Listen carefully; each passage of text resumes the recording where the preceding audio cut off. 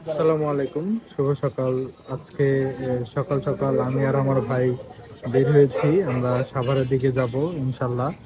সাভারে কোথায় যাব এখনো ঠিক করি নাই, বাট সাভারে গিয়ে একটু ঘুরবো ফিরবো এতটুকুই আমরা জানি।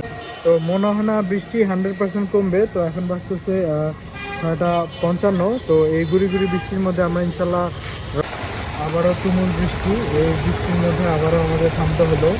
প্রচুর বৃষ্টি হচ্ছে, এই বৃষ্টির মধ্যে তো আসলে বাইক চালিয়ে যাওয়া পসিবল না, সে কারণে আমরা আবার থামলাম। তাহলে হয়তো আজকে আর যাওয়াই হবে না। আজকে হয়তো এই বৃষ্টির মধ্যে ঘোরা লাগবে, এটাও একটা ভালো এক্সপিরিয়েন্স। বলে প্রকাশ করা যাবে না, আমরা আসলে দাঁড়াইতে পারতেছি না। মানুষজন কিভাবে সার্ভাইভ করে এটা নিয়ে আমি আসলে চিন্তিত। খুব বাজে গন্ধ।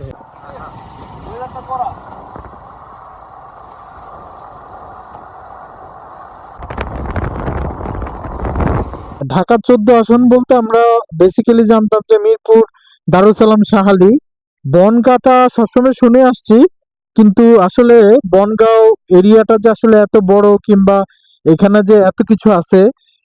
দেখেন এটা বনগাঁর একটা ঘাট। তো এখানে হচ্ছে এটা খুব সম্ভবত কোনো নদীর অংশ। প্রচুর বৃষ্টি পড়তেছে, বৃষ্টির মধ্যে আমরা চলে আসছি। এখান থেকে স্পিড বোট নৌকা ভাড়া করে মানুষজন ঘুরে।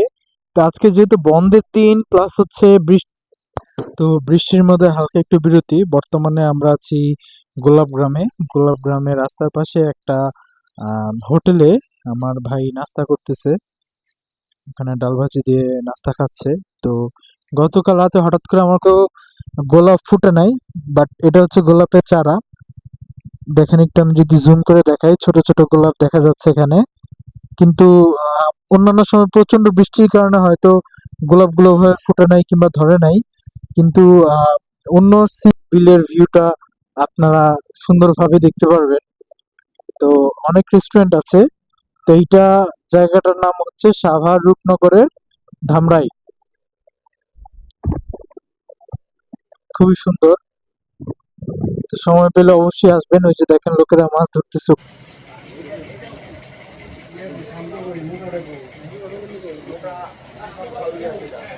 এখানে বিভিন্ন রকমের মিষ্টি তৈরি হচ্ছে, বালুশাই থেকে শুরু করে খুব ভালো ভালো অনেক বাইরের থেকে অর্ডার আসছে আলহামদুলিল্লাহ।